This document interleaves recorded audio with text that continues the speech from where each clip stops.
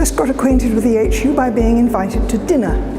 I was invited to a dinner in London by various people who already were part of the advisory board of EHU, and they told me about this university and said, would I like to be involved? And I said this was very much something I cared about because of working with the CEU in Budapest, Prague and Warsaw, and so I wanted very much to know how things were going in the Baltics. I first visited Minsk in 1995 and visited the building of EHU.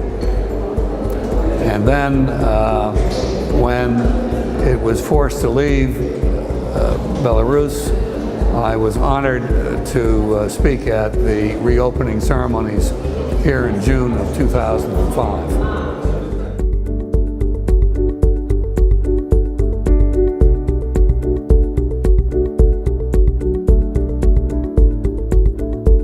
More than 100 years ago, in the 19th century, in the 1880 or 70 or 90, all Europeans were wandering, walking from country to country, from Russia to Germany to France, and all over the professors were teaching, and the students were going from one place to the other ones. And that was the real good spirit of Europe, and we have to recreate that.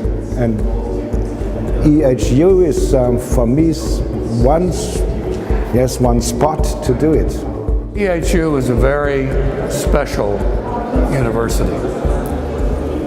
It is a beacon of hope for scholars all over the world that courage and determination can push back the forces of authoritarian repression.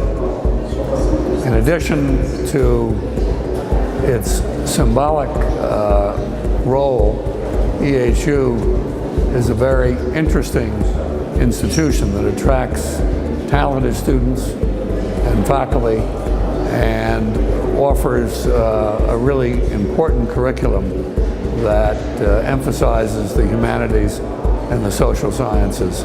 I think this is very much needed in a world that tends to be very technical and quantitative and data-driven. It's important to have some balance. I support EHU because I want there to be a real diversity of discussions and teaching and different institutions across Europe. I want there to be a free voice for Belarus and a free voice in Lithuania, and EHU is an important part of that.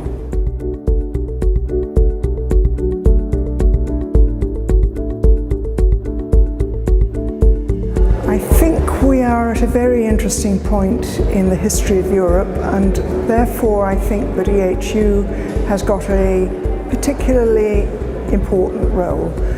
For example, in Britain, of course, we're going through Brexit, which is a terrible mistake. In Europe, there are pressures on the European Union, on the euro and other factors, and this will make for problems, particularly at the borders between the EU and countries like Belarus, the Near East. And so the role of EHU in being able to cross those borders will be particularly important. I'm hopeful that Belarus will eventually take a democratic path. And when it does, young men and women trained at EHU will be leaders. There'll be political leaders, there'll be leaders in business, there'll be leaders in civil society. They will be builders of community with compassion and respect for differences of view, differences of background, and will be a bridge to the wider world.